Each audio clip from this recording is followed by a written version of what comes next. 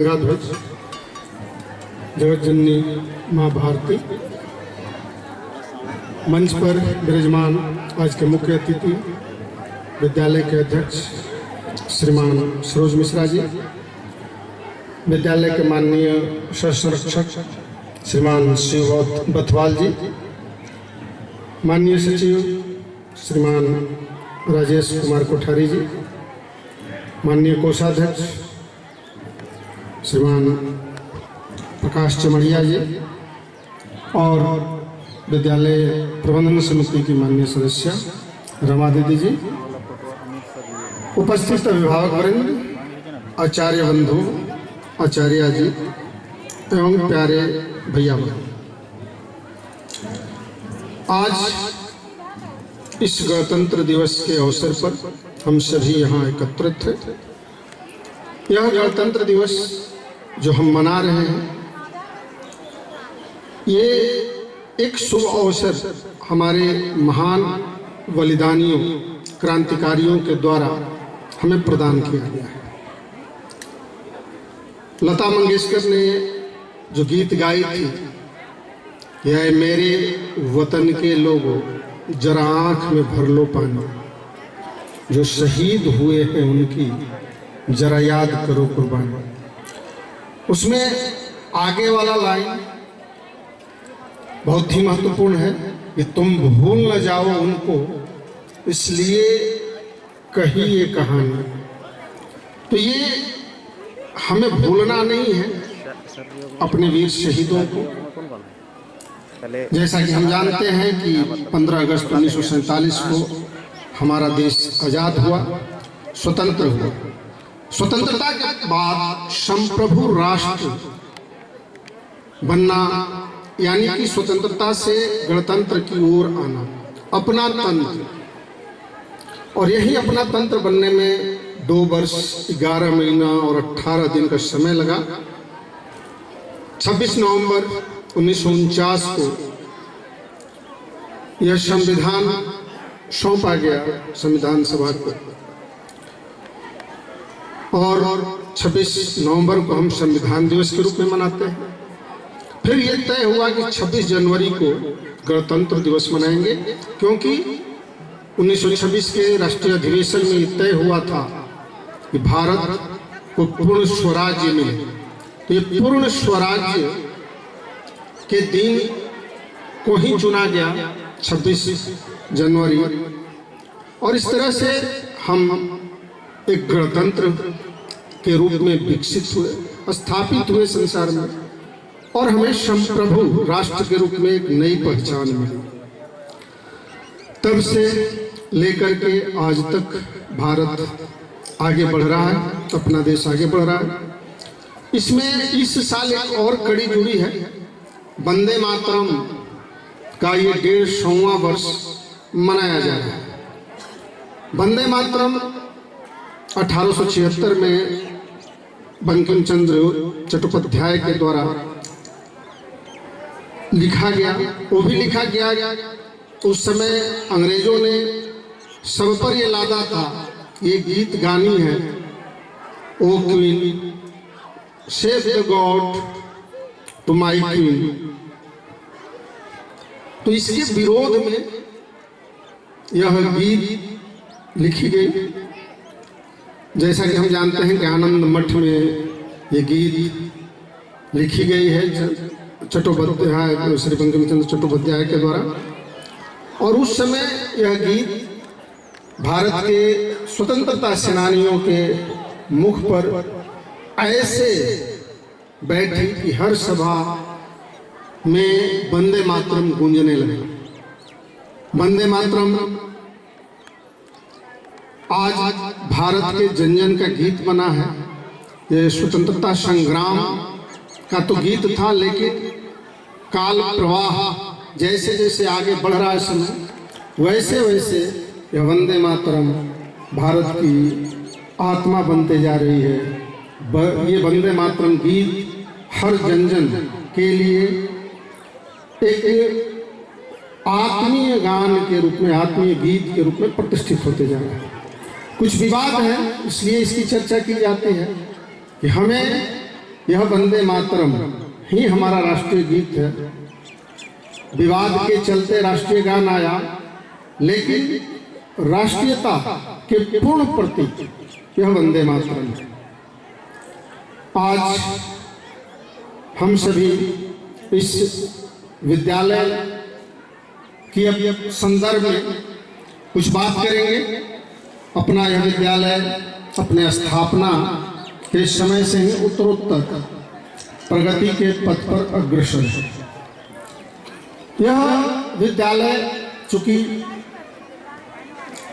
विद्या भारती के मूल्यों के अनुरूप, नीतियों के अनुरूप समाज में स्थापित है और इसका कार्य है कि विद्या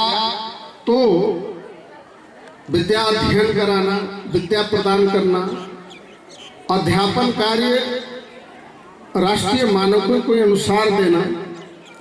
यहाँ के बच्चे की उपलब्धियों की अगर हम चर्चा करें तो हम जानते हैं कि पूरे मधुपुर मंडल से 4 JPSC कंप्लीट हुआ, उसमें 2 इस विद्यालय के भैया रहे।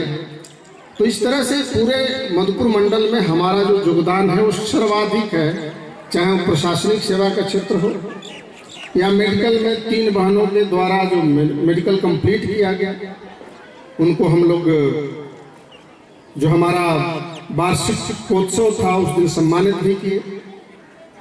तो ऐसे उपलब्धियों का भैया बहनों द्वारा जो उपलब्धियां प्राप्त हो रही हैं, इससे ये पता चलता है कि हम जो शिक्षण कार्य कर रहे हैं उसकी उत्कृष्टता पर कोई प्रश्न चिन्ह नहीं है।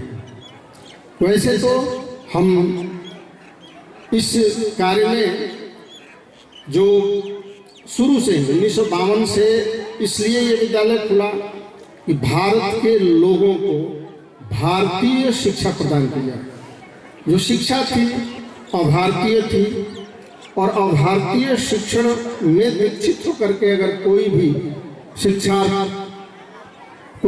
शिक्षार्थी पूर्ण रूप से विकसित नहीं हो सकता है, उसमें भारतीयता नहीं आ सकती है, उसमें संस्कार नहीं आ सकते हैं, उसमें संस्कृति के जो तत्व हैं उसको हम नहीं इम्बाइब कर सकते हैं। तो इसलिए भारतीय लोगों को भारतीय पद्धति पर आधारित शिक्षण प्रदान किया और यह भारतीय शिक्षण पद्धति सबसे उत्कृष्ट शिक्षण पद्धति रही है, क्योंकि भारत अगर विश्व गुरु बना था तो भारत के उसमें भारत की शिक्षण नीतियां ही जिम्मेदार थी।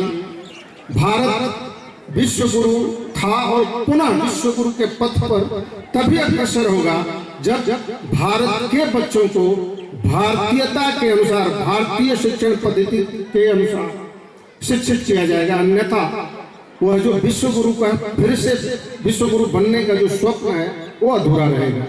ये संदेश जन जन तक पहुंचेगा, तभी जाकर के हमारा भारत पुनः उस विश्व गुरु के पद को सुशोभित कर पाएगा। अगर हम अपना इतिहास देखें तो हमारा इतिहास अति गौरवपूर्ण है। अनेक जो देन है, जहाँ से कहा जाता है कि भाई हमारे जो ऋषि मुनि थे, जब हमारा ऋग्वेद का और वेदों की ऋचाएं जब लिखते थे, वो ईसा पूर्व अगर आज की कालखंड के अनुसार ये देखा जाता है कि सरस्वती नदी के तट पर ऋग्वेद लिखा गया था, तो सरस्वती नदी जो है भारत में प्रवाहित होती थी। ये साइंटिफिक प्रूफ है कि ईसा पूर्व 5000 वर्ष पहले, तो 5000 वर्ष पहले तक सरस्वती नदी का अस्तित्व था और उससे कई हजार वर्ष पहले वैदिक ऋचाओं का भारत में ये वैदिक ऋचाएं लिखी गई और वैदिक ऋचाएं पूर्ण साइंटिफिक थी। आज जब अल्बर्ट आइंस्टीन गीता पढ़े थे तो उन्होंने कहा था कि अब तक के जो खोज हुए हैं और आने अब वाले 1000 वर्षों तक जो खोज होंगे वो भारतीय धर्म ग्रंथ गीता में सन्निहित है। तो हमें अपने पद्धतियों पर, स्वभाषा पर, स्व मूल्यों पर, स्व परंपराओं पर स्वाभिमान हो, इस हेतु भी यह विद्यालय कार्य करते रहता है। और हमारे जो भैया बहन हैं आज यहाँ से विकसित होकर के एक पूर्ण विकसित व्यक्तित्व के रूप में परिणत होते हैं और समाज को इससे लाभ होता है। समाज आज विद्या भारती की ओर टकटकी लगाए देखता है कि भाई यहाँ से निकले हुए आज प्रशासनिक सेवाओं में अगर देखा जाए, ये एक अनुपात आया था कि प्रशासनिक सेवा में विद्या भारती का क्या देन है, तो इसमें अभी तक हमारा 33% प्रशासनिक सेवा में विद्या भारती से पढ़े लिखे भैया जा रहे हैं। मेडिकल में, IIT में विद्या भारती के बच्चे बहुत अच्छा कर रहे हैं। हमें इस बात का गौरव बोध होना चाहिए अभिभावक बंधुओं को। समाज में एक जो हमारी गुलामी की मानसिकता रही, 200 वर्षों तक हम गुलाम रहे, तो बड़ा ही गौरव के साथ ये एक स्वप्न होता है कि भाई हमारा बच्चा अंग्रेजी मीडियम और उससे भी अधिक मिशनरी स्कूलों में पढ़े। मिशनरी स्कूलों का जो इतिहास है, सेंट जोसेफ लोग नाम देते हैं, लेकिन सेंट जोसेफ ने किया क्या था, भारत में ईसाइयत को फैलाने के लिए जो अगर क्रिश्चियनिटी को नहीं मानते थे उनका हाथ काट करके टांग देता था। और गोवा में हथकटरो स्तंभ अभी भी स्थापित है। ये जानना चाहिए हमें जितने भी मिशनरी स्कूल हैं वो इसीलिए स्थापित हुए कि भारत में क्रिश्चियनिटी को प्रोपोगेट करेंगे, और फिर भी हम ये नहीं समझते हैं, तो ये हमारा दुर्भाग्य है।